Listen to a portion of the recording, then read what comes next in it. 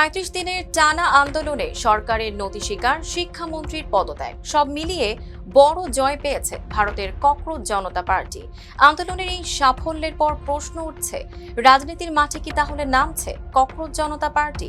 এই প্রশ্নের কারণও আছে। সাম্প্রতিক বছরগুলোতে দক্ষিণ এশিয়ায় বড় বড় তরুণ আন্দোলনের নেতৃত্ব দেওয়া অনেক মুখী পরবর্তীতে সক্রিয় রাজনীতিতে এসেছেন। বাংলাদেশে জুলাই গণ অভ্যুত্থানের পর সমন্বয়কদের রাজনৈতিক দল গঠন কিংবা নেপালের স্বাধীন প্রার্থী হিসেবে উঠে এসে প্রধানমন্ত্রী হওয়া বালেন্দ্র শাহ, এমন উদাহরণগুলো নতুন প্রজন্মের আন্দোলনকে রাজনীতির সঙ্গে যুক্ত হওয়ার সম্ভাবনা আরও জোরালো করেছে।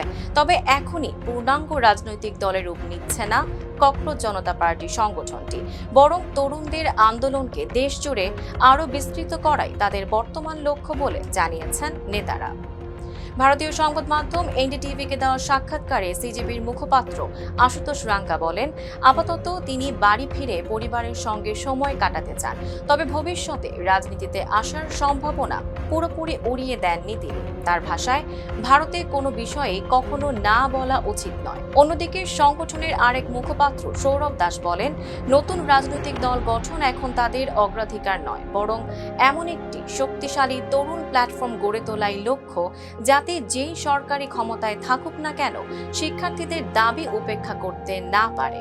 সিজেপি জানিয়েছে, সরকারের সঙ্গে চূড়ান্ত বৈঠকে আন্দোলনকারীদের বিরুদ্ধে দায়ের করা সব এফআইআর প্রত্যাহার এবং ভবিষ্যতে নতুন মামলা না দেওয়ার বিষয়ে নীতিগত সমঝোতা হয়েছে। খুব শিগগিরই এ বিষয়ে লিখিত চুক্তি হবে বলেও আশা প্রকাশ করেন আশুতোষ রাঙ্কা।